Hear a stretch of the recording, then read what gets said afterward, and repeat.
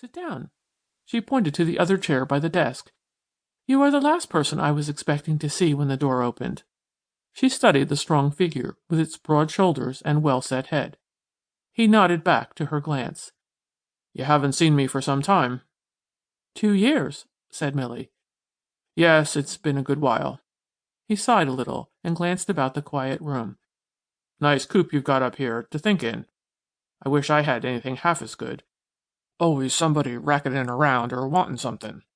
He sighed again. Then he seemed to relax to the quiet of the room. He settled more comfortably into his chair. "How did you find me?" asked Millie. "Went to the downtown office. You've got a first-rate staff down there. It was as much as 10 minutes before I could find out where to get you. That's a good while for me, you know." She smiled faintly. "Then I got hold of that red-haired one." "Esther." He nodded. "And she graciously permitted me to have your address, after she'd sized me up a bit. They're busy enough down there." He moved an expressive hand. "Typewriters clacking, call boys running, everybody talking." Millie laughed softly. "You never exaggerate, but I suppose they are busy. That's what we want, business." "Well, you've got it.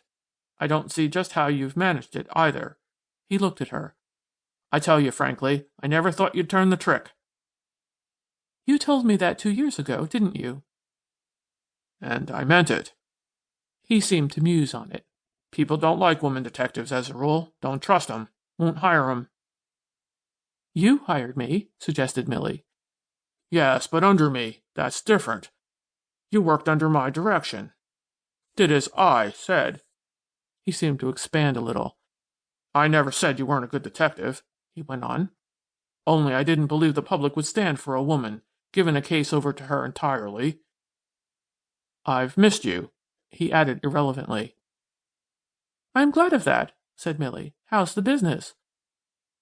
"Oh, so. You never ought to have left me," he said almost petulantly. "You wouldn't let me have my own way," responded Millie. "I never refused you anything, did I?" "No." "What was it, then? I've puzzled about it more than a little. What was it you wanted?" "This," said Millie. She moved her hand, and his eye took in the quiet room. "The room's all right," he nodded. "But there's something behind the room you want, something I don't understand." She made no reply. He glanced at her placid face, almost irritably. "Isn't there? Oh, bother! See here, Millie. I've got a case I want your help with. I've worked it over till I'm blue. Nothing doing. I've come to you straight. Will you help me?" They sat looking at each other for a minute, his eyes in the dark, stubborn face with the little cynical line about the lips, staring into the quiet gray ones. She smiled a little and shook her head. "You would not give me a free hand." He leaned forward. "What do you mean by a free hand?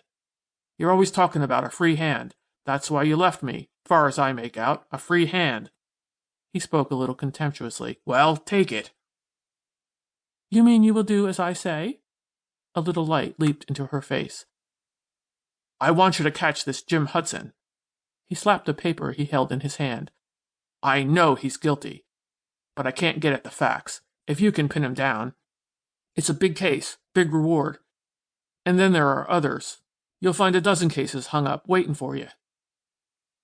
She seemed to hesitate. The room, in the morning light, was very still.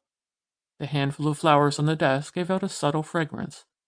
The man's eye rested on them gloomily. "I suppose you'd want to keep this office, but we can merge the downtown ones. There's big business for us if we join forces. We'll make New York sit up." "And you would let me have my own way, keep on just as I am now?" "Anything in reason. I've told you that, time and again. I'm willing to do anything that's reasonable." She shook her head a little. "You wouldn't call what I'm doing reasonable." "You tell me and I'll see," said Tom craftily. She turned it over. "Yes, I'm going to tell you." His face expanded. "I wouldn't tell you when I left, because I did not know then whether it would work.